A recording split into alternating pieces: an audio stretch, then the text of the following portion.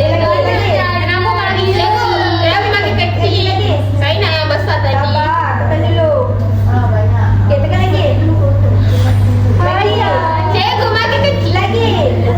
Sabar. Okay, tekan. Okay, lagi.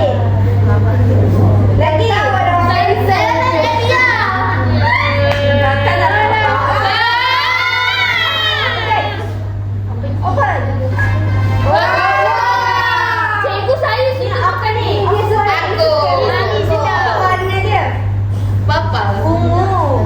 Bapa. Saya suka. Apa rasa buah ni? Saya ajar English cikgu. Dia. Mani. Masak. Masak. Cikgu ada masak. Cikgu masak. Ada tiga. Okey, jom kita nyanyi yang tak habis. Lepas tu dah habis. Okey, cepat. 1, 2, 3. Buah-buahan sedap dimakan, banyak khasiat untuk badan. Makanlah buah setiap masa, badan sihat semua ceria. Okey dah, semua boleh. Habis.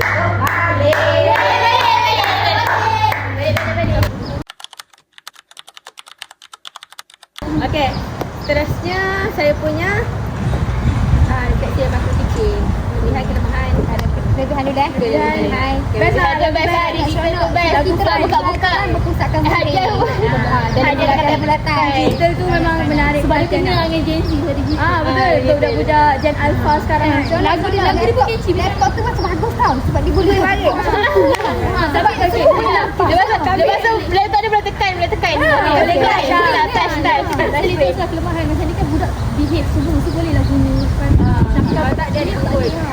Memang kena yang besar. Smart TV. Kalau buat kat LCD Ya, okey. kalau kat LCD dia okey. Tapi sebab tadi kena. Betul nak tekan. Sebab sepatutnya korang yang dah terpilih tu dia akan pergi depan. Dia yang tekan yang bawah. Macam tu lah. Kalau ikhlas lah.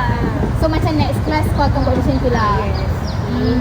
Okay, kekurangan wifi lah tadi tiba-tiba berhenti di pertengahan. Itulah kekurangan. Pasal aku rasa boleh je buat macam lebaran kerja tu. At least tak adalah Tu contoh before. kalau tiba-tiba lah.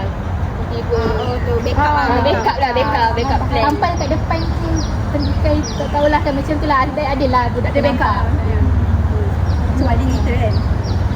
Jadi buah tu pun sedap. Sedap. Okey kalau ada maujud. Dia ada dekat langkah-langkah depan lah. Tutup je main game dia. So far okey je.